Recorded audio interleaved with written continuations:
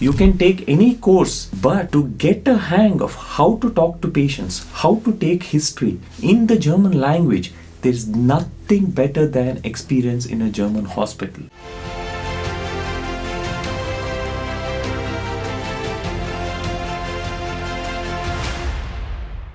Hello friends, welcome back to a new video, and in this video I wanted to discuss training for or preparation for your Fachsprachenprüfung and your Kenntnisprüfung. What is the best way to prepare for these exams? Now you might think I'll be suggesting some course or some this.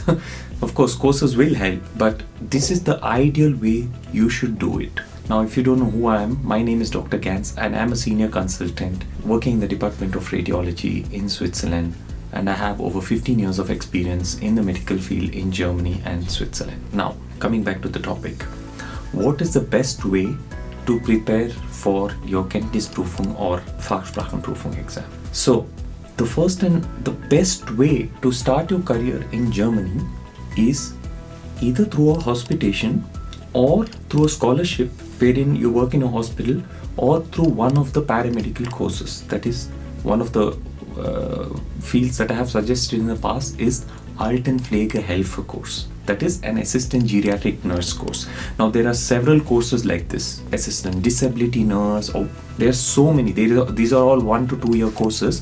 Now if you can get into one of this, you need B2 certificate for that, or at least B1 in some of the institutes, and you can start working straight away where you get paid a monthly salary. Also with scholarship you get paid monthly, and with the hospitation obviously you don't get paid anything. Why I suggest this pathway is, forget about the pay, you get the pay through which you can finance your journey to Germany, but what is more important is you getting an insight into the system in Germany. What do I mean by this? When you do one of these pathways, that is either a hospitation, or a scholarship, or an assistant geriatric nurse course, you start to understand the finer aspects of a functioning of the German hospital system and the community as such. You start getting the German lingo of how things function in Germany, and most importantly, you start mastering the German language. This is the most important thing for the first exam, that is your Fachsprachenprüfung exam. You can take any course, but to get a hang of how to talk to patients, how to take history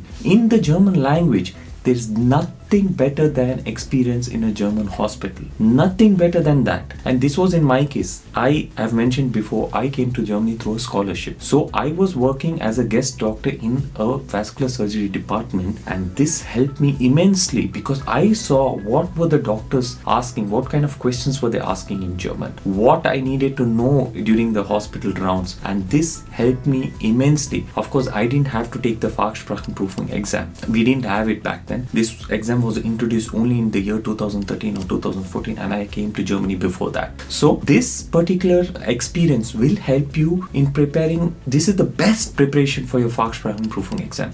Of course, if you have a Fachsprachenprüfung course with that, it's just an addition, but it is much better than only doing a Fachsprachenprüfung course. And let's say you have experience as a guest doctor through a scholarship, or you have done one of the paramedical courses like assistant geriatric help, or you have done a hospitation for 3 to 6 months, and now you take the Fachsprachenprüfung exam. You will pass it very, very easily.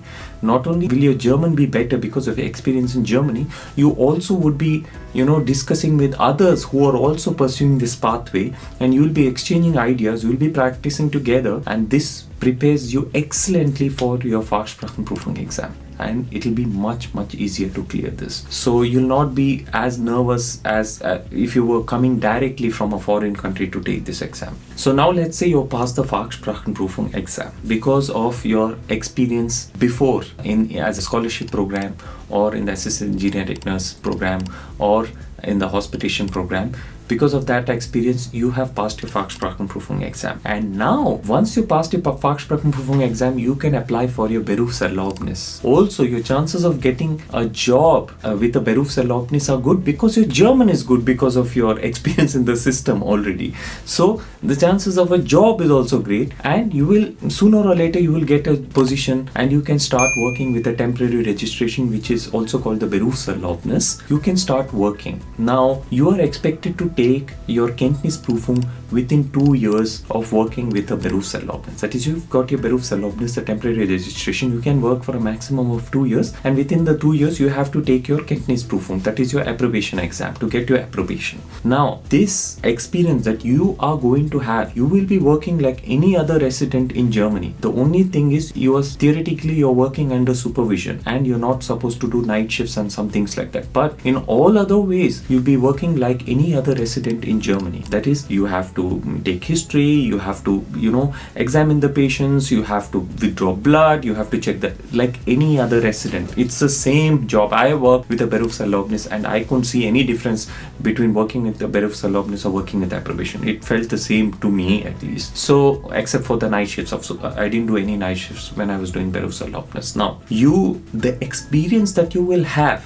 working with a Berufserlaubnis is absolutely priceless. In my own case, I'll give you an example. I worked in the Department of General Surgery for 1 year with a Berufserlaubnis.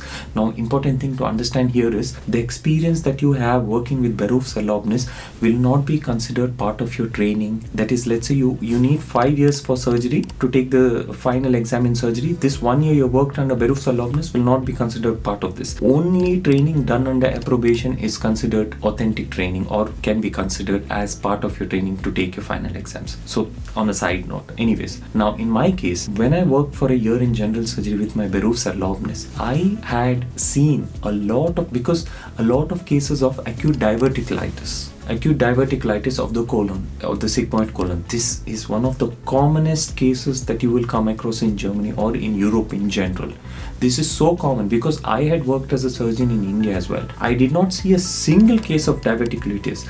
And if you have studied diverticulitis, you will know that it is a condition that is heavily dependent on the diet. That is, a Western diet predisposes to acute diverticulitis. And this is why we hadn't seen a single case of diverticulitis. In the 4 years I worked as a surgeon in India, I had not seen a single case of diverticulitis in India. But here, we used to see 2 to 3 every week, and I had become such an expert in diverticulitis within a year that when I went to take my approbation Kenntnisprüfung, the case was the surgeon who was taking my exam. He said, woman who is 50 years or 60 years of age or whatever had come with pain around her hip. This is what he said. I said, did she have any past history? He said, yeah, she had a hip replacement about, 7 years ago. This is what he said. She had a hip replacement on that side about 7 years ago. And the pain was around the inguinal region. So I was like, inguinal region, hip. So I was like, okay, so was an x-ray done? He said, yeah, an x-ray was done. This is the x-ray. And he gave me the x-ray. I looked at the x-ray. The hip prosthesis was normal. I didn't see any, the loosening of the prosthesis was proper. There was no fracture around it, nothing.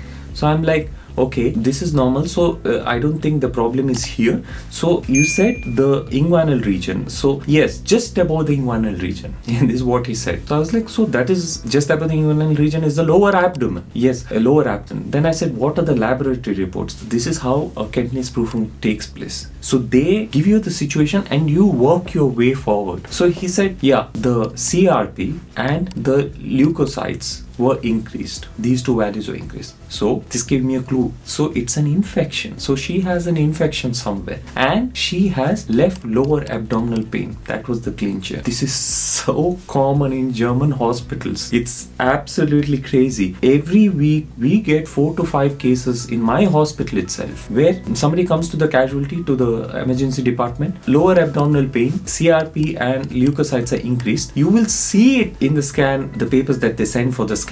Diverticulitis question mark. It's so common, these cases. Now, if I was somebody who had come from India, I would have never known this. But the 1 year of having worked in the German hospital with the Berufserlaubnis was the reason I knew this. Because this is why I say it's invaluable, it's priceless, the experience you have in a German hospital, because I absolutely smashed this question. I knew this case in and out of how to manage a case of diverticulitis. What were the complications? How do you manage it? What is the staging, the CDD staging of acute diverticulitis?